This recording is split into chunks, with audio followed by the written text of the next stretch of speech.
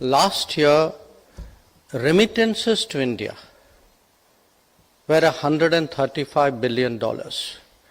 That's about roughly twice our exports to the United States. I mean, what is the thinking behind that the government is taking the lead to promote the movement of our talent around the world? No, you're right. I think we have evolved. I think the brain drain perspective was very much more reflective of a protectionist era, where we saw a zero-sum game between us and the world. That if something went out to the world, it was lost to us.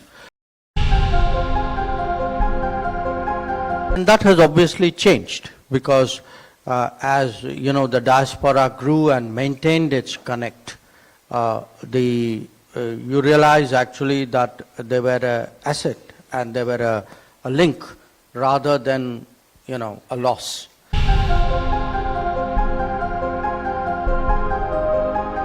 It was actually a strong psychological, emotional message, a realization that actually someone who's mobile, someone who's emigrant, someone who's already emigrated, actually maintains the linkage to India. I think it needed, you know, a very grounded political understanding of Indian society, rather than a very academic, theoretical view of people. To realize that, you know, even if Indians went, even if they went 100 years, 150 years ago, that they still maintained their connections. And I think the Vajpayee government did a great service by creating that, you know, understanding and formalizing it in many ways. And today, I mean, last 10, 12 years, I would say, under Prime Minister Modi, one, we've come out of the protectionist mindset. We are in many ways looking at the world much more confidently, exploring many more opportunities. Secondly, we have further consolidated the link with the diaspora.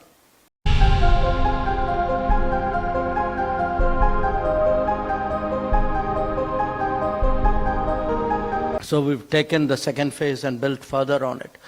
But more than that, I think there's an appreciation today that, look, the nature of work, the nature of the economy, the comparative advantages we have, I would say even after COVID, the willingness to work. You know, these are all today factors in creating new opportunities. Now, if you stay with that old mindset,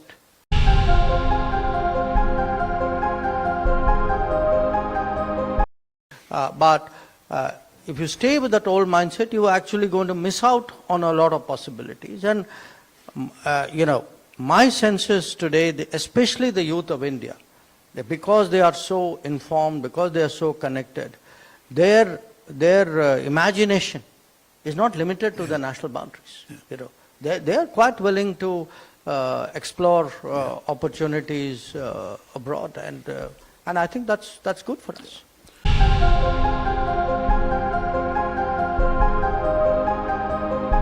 There's another change. I mean, you talked about how much the government today is willing to spend to deal with the difficulties that Indians face abroad.